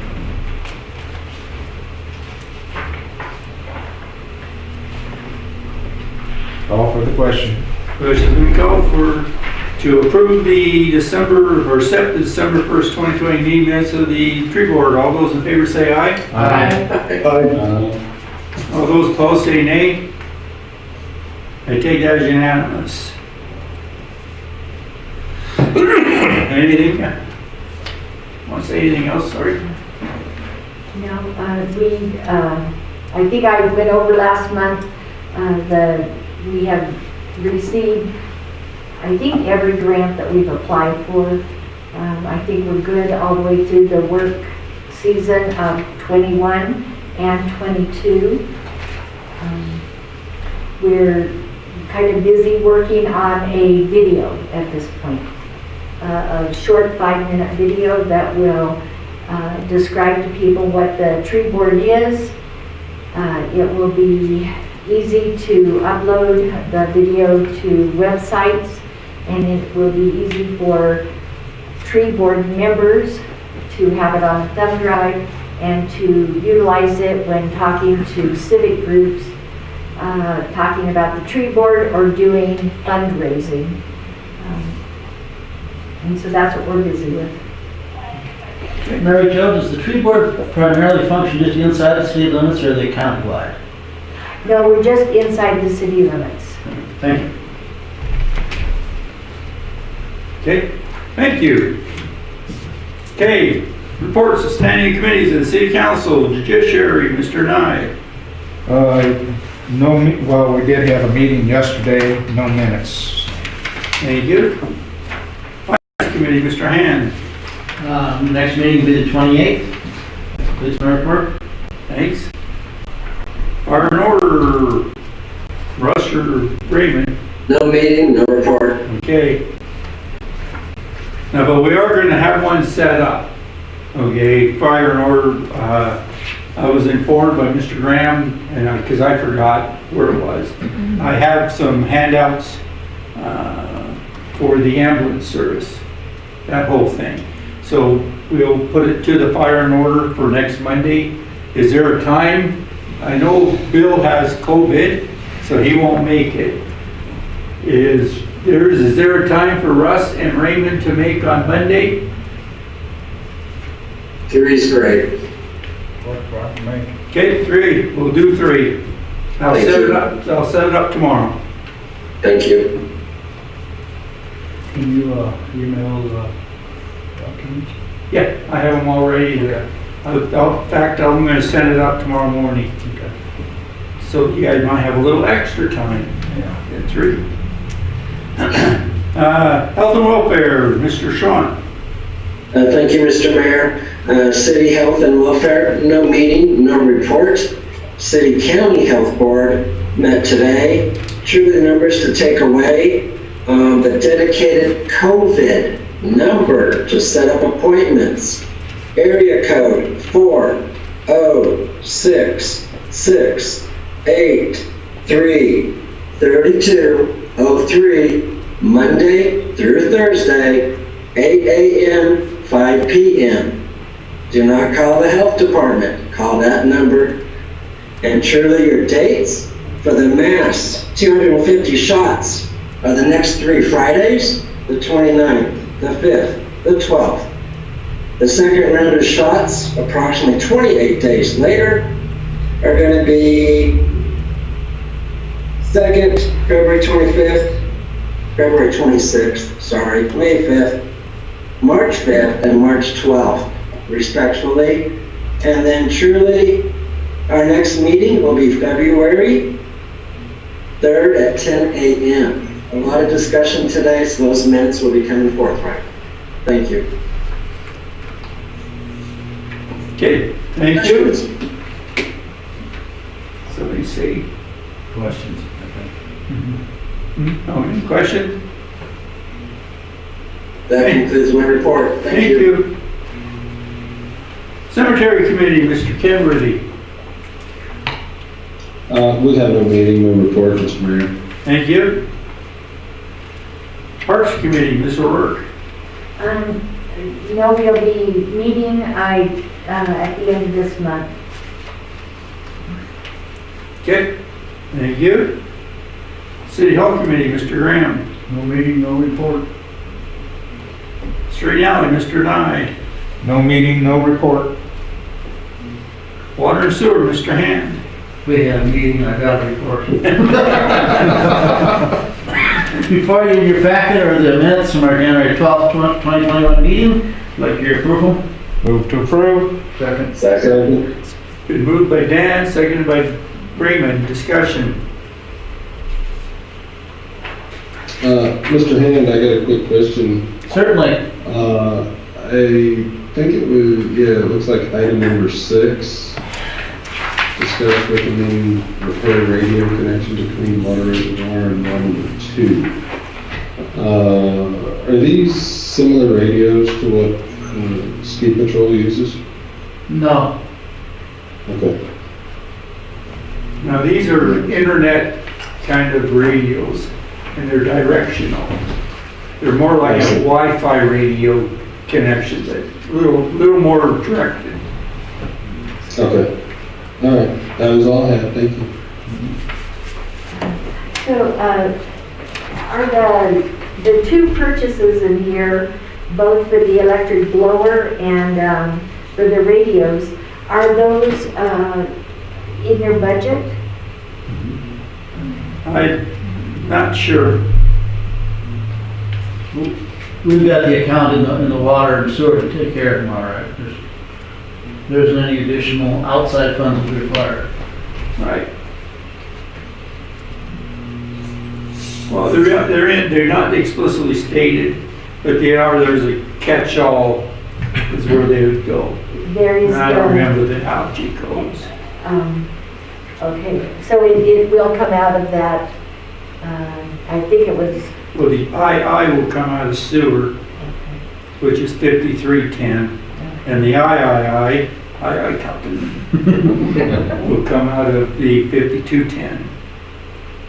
And I don't remember the object code, sorry. I thought we were on the minutes, not. We are. I talked to it. Any discussions on the minutes? Call for the question. Questions been called for to approve the January 12, 2021 meeting minutes of the Water and Sewer Committee. All those in favor say aye. Aye. All those opposed say nay. I take that as unanimous. Okay, we do have 3 action items. The first is to approve a write-off of the remaining bill for $44.25 for Bill Foster. It's deemed as uncollectible. The person is no longer in state, and reaching out to him for that small amount would not be fiscally responsible. Move to approve. Second. Second. It's been moved by Dan, seconded by Matt. Discussion? Moved to Texas or something, didn't he? Yes. Call the question then. Question's been called for to approve to I don't know how you write it. I call it write-off, but I don't know what the account term is. Write off the remaining bill of $44.25 for Mr. Bill Foster. All those in favor say aye. Aye. All those opposed say nay. I take that as unanimous. Second item is to approve the purchase of an electric blower motor for $4,050. This is an item that's needed to keep our sewer plant operating in good shape. We're down one right now. We're still able to meet spec at present, but we still need this backup unit or this additional unit to operate. And this is a highly specialized motor, unfortunately, and we did get 3 different quotes, and this was the most cost-effective of them, it appears. Move to approve? Second. It's been moved by Dan, seconded by Russ. Discussion. How long did the other blower last before it's? I believe that was one of the originals, wasn't it, Mr. Mayor? Do you know? I don't think they've ever been replaced. I think they put them in when they put the thing online, and it'll be 2014. Okay. So they have some longevity. Right. Now, I'm trying to remember, there's either 4 or 5. 4, I think. And now we're only running on 3, and they cycle them. But they're pretty much 24/7, but they take turns cycling. So we make sure we run them all at the same, or not at the same time. Usually just needs 2. They get equal amount Yeah, of time. right. But the other 3 have been running with no problem, so this might have failed, or we might have 3 coming down the road pretty quick. So if we had another one fail, then we'd be operating on 2. And Well, we wouldn't be able to cycle it, it'd be full-time on 2 only. Okay. Call for the question? Question's been called for to approve the purchase of electrical blower motor at the wastewater treatment plant from A Plus Electric for $4,050. All those in favor say aye. Aye. All those opposed say nay. I take that as unanimous. Third item is to purchase 2 radios to operate the signal from the west reservoir to well 2, which controls how much water is in the reservoir, basically. And then the 1,000 feet of Cat 5 cable is for the antenna system, basically. What that's for. Move to approve. Second. Okay, it's been moved by Dan. Let's take Matt this time for second. Discussion. And is this what you were talking about last month, Don, that these were the radios that would be there in case there was an accident and they needed to call the town for help? No, these are solution monitoring. They just basically tell the pumps to kick on or kick off depending on the height of the water in the tank. Okay. Unfortunately, we can't run it from City Hall due to some electrical interference someplace there. You just can't reach it. If you go up the Dome Road with your cell phone, you find you lose signal just as soon as you're around the corner. Well, our tank is up the hill around the corner. Yeah. It's right there, so we'll be talking basically a direct line from our pumps down below up to the tank and back, then a relay from the pumps into this office. Oh, okay. So that's for it. I think everybody's misunderstanding the term radio. It's actually an antenna. Okay. Correct. Okay. Yeah. Well, there's some circuitry goes there, but yeah. Right. It's a radio antenna combo. And you just pretty much plug the Cat 5 cable in, take it down to where you want to plug it in to do the communication after you program it. So,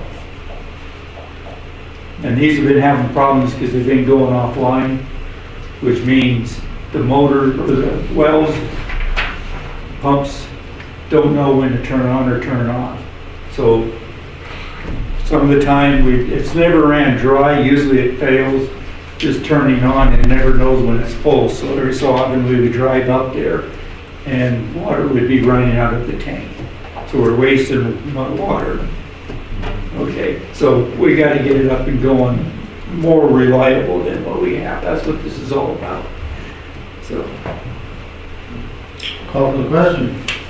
Questions and called for to approve the purchase of the 2 radio antenna combo from the west reservoir to well number 2 and the 1,000 feet of Cat 5 cable for no more than $1,200.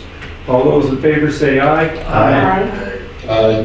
All those opposed say nay. I take that as unanimous. That completes my report. Any questions? Okay. Now, next item, last item, public comment on items of significant public interest not on the agenda and within the jurisdiction of the city. I have two questions. Okay, I heard Rich, I think. Go ahead, Matt. All right, I'll just beat Raymond to it. Seeing as how I'm somewhat removed by mileage, I've been trying to keep track of what's going on there in the city and in the state. I have read certain things that the newly elected governor is restricting COVID, at least certain things for restaurants and bars. First question is, has that gone into effect and are bars and restaurants now able to stay open until 2 o'clock in the morning? It's in effect, I think it was the 15th of January, I think, wasn't it, or somewhere in that area. Last Friday, whatever that was. Yes, last Friday. Okay. And it's So in the effect. second part to that question, does that now change our city council meetings to no longer being Zoom capable or authorized? No, he did not remove any at all on the mask. What he did is he removed pretty much the requirements of limiting how many people can be in one room. But he didn't remove that you don't wear a mask, you know, that's still in. He also, though, removed that you can have 50 people in as long as everybody can safe distance. I see. Okay. The other thing, though, that nobody really knows is he totally removed penalties that I can see. So there's nothing that can happen to anybody if they don't want to follow. Okay. All right, that was all the questions I had. Thank you.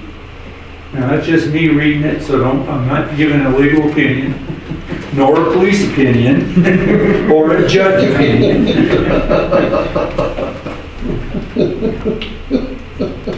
Okay. Okay, Rich. Two questions. One is, did I understand someone to say that Bill Schaefer has the virus? Yes. Or, well, How's he doing? let me restate How's he it. doing? As far as I know, he's doing okay. What it was is he called me Monday. I think it was Monday, wasn't it? No, Tuesday. Keep forgetting Monday was a holiday. He called me Tuesday and told me he wasn't feeling great. He did get tested and he described the symptoms, and I have put money on the table right now that he has it. Because he couldn't stay awake. He was coughing and he was sneezing. Pretty much a sign that you had COVID, especially you can't stay awake. So I'm not sure, he might have gotten tested already, or he got tested, but he might have found out by now, but I have not been in communication.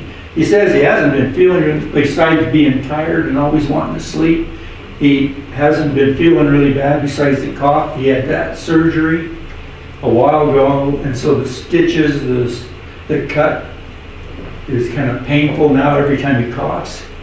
But beyond that, he's okay. At least as of yesterday. Is anyone working on a card or some other expression of our thoughts? Well, I haven't got to, I got to talk to Stacy. She's usually the one that helps us on that. I'm not a card person, so we can get that going.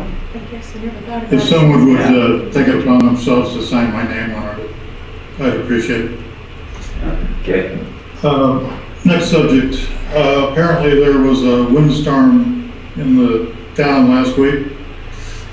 And one of the effects apparently is, and this is just a matter of community interest, so mainly for Mr. Reagan if he wants it. The over-the-air broadcast signal from NBC Montana and their other 2 associated stations is down from that windstorm, and the reason is that the wind kicked off, I guess, the antenna on their tower and or their live video camera. And so there's not an abundance of tower contractors in the state, and they're waiting for the one that they have engaged to show up and fix it. And that's supposed to occur sometime possibly this week. Okay, thank you for the knowledge. Mr. Mayor? Go ahead, John. I don't have anything.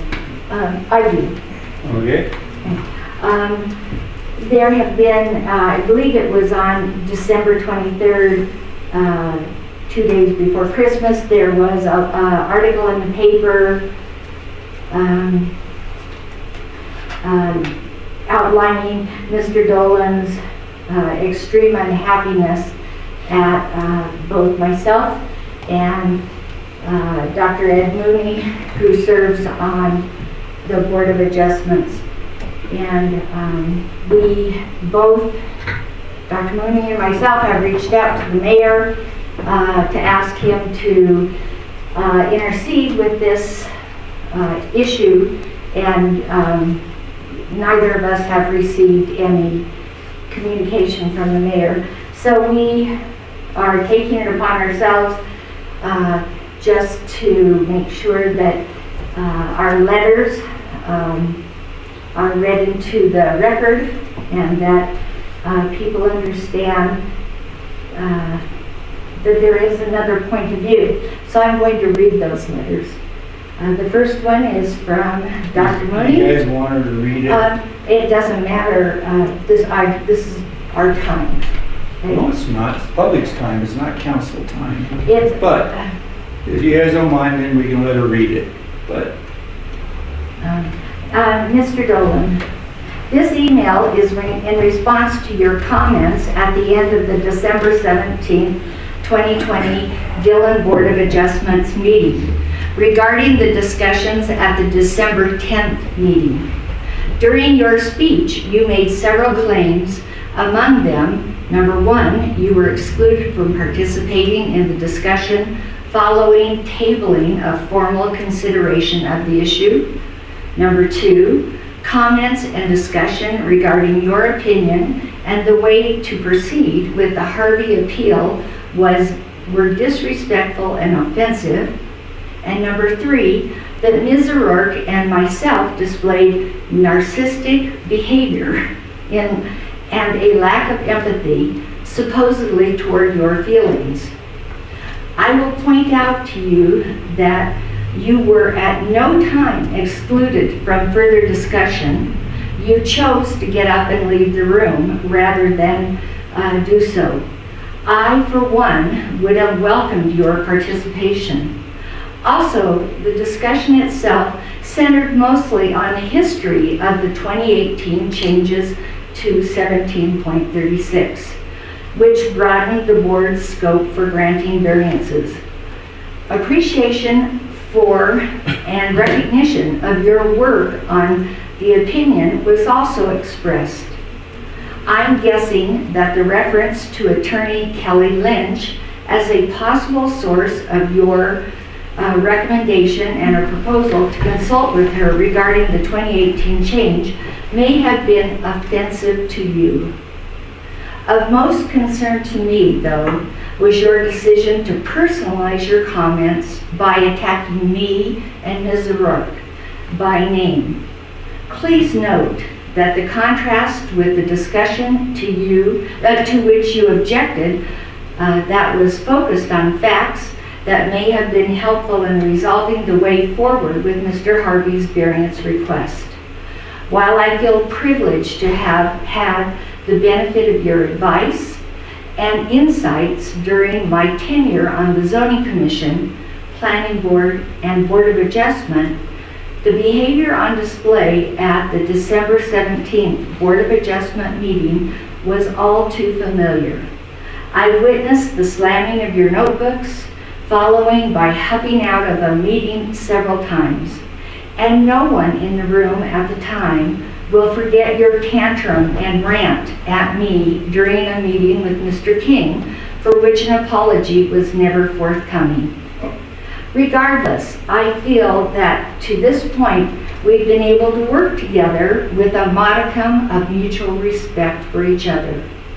Going forward, I hope you will be able to control yourself and recognize questions and discussions of issues as an appropriate problem-solving activity. Discussions should always focus on ideas and issues and never on personal attacks. Finally, please be advised that if anything remotely close to the behavior on display at the December 17, 2020 Board of Adjustments meeting happens again against me or anyone in the room, I will personally file a formal complaint with the city. I look forward to working constructively with you in the future. Ed Mooney. My letter to Mr. Dolan is much shorter. Dear Mr. Dolan, I do not appreciate your approach to letting me know that you are unhappy. We are both engaged in serving our city. I believe that we both do so with honest and earnest intentions. The difference is that you are a paid employee of the city. In fact, the highest paid employee of the city. I am but a volunteer. I serve on the council as a way of giving back to the city that I've grown to love. I participate on city council, which has had a 50% turnover rate in the past 3 years. This is not easy for us, and it is rarely fun.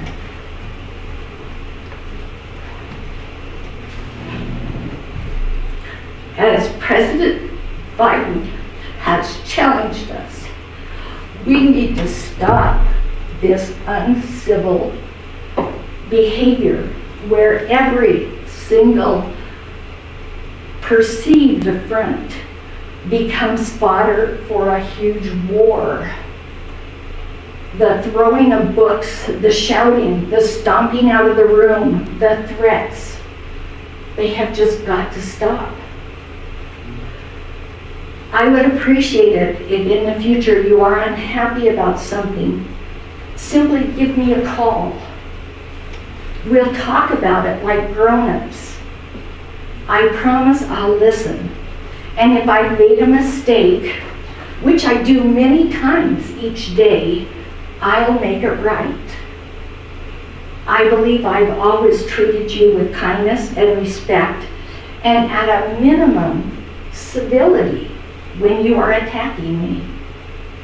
I have attached a fact sheet for your eyes only, so that it addresses each of your assertions so that we might understand each other better. I am hoping for a better 2021. Thank you. Thank you. Move to adjourn? Oh, I got, Matt, Yes. do you have a timeline on when you're gonna come back from Dillon, to Dillon? Well, yeah, I had planned on coming back earlier, but I convinced Dad to spend some of my inheritance and buy a boat, so we've been doing a lot of fishing. But my plan is to leave next Wednesday, and we'll, of course, we're driving, so my guess is we'll be home sometime around Sunday or Monday, following the weekend. Okay, the reason I bring this up is you only had permission to be out of the state until, I believe you were supposed to be back today's meeting, by today's meeting. So, at this time, I'd like to make a motion to approve to give Matt another week out of the state of Montana. This is public comment, we can't make. Well, it's Ministerial. ministerial act, and you can do that. As long as the meeting hasn't been adjourned. I appreciate that, Raymond. If you recall, when I requested the time to be out, I didn't necessarily have an end date, so I just pulled one out of my cap that day. Luckily for my wife and I, we happen to have a job or jobs that affords us extra time during the winter months. I figured that would be enough time for us to come down here and soak in the sun, but it just didn't turn out, and I'm enjoying all this warm weather. Is there a second? I'll second it. Any further discussion? And this is to go for one more week, so next Wednesday, you should I be will be leaving the state of Florida next Wednesday. My hope is So to make be it home Thursday? that Sunday. one day after. How about 8 days? Now, you better make No, you it better 10 or 11, 15. because I'm driving home. I'm gonna spend the night, 2 nights. So let's go to Sunday. Okay, Sunday, what day, I don't know what day we're at now. I can't see the calendar from here. Go February first. So let's say you'll be home by February 1st. Yeah, that sounds Will that good. work? That's Monday. is there also a good second still? Yes. Any further discussion? For ministerial act, questions been called for to allow the waiver of this 10-day state requirement until February 1st. All those in favor say aye. Aye. All those opposed say nay. Take that unanimous. Any others? Call for adjournment. Okay. Is there a second? Raymond seconded it. All those in favor say aye. Aye. All those opposed say nay.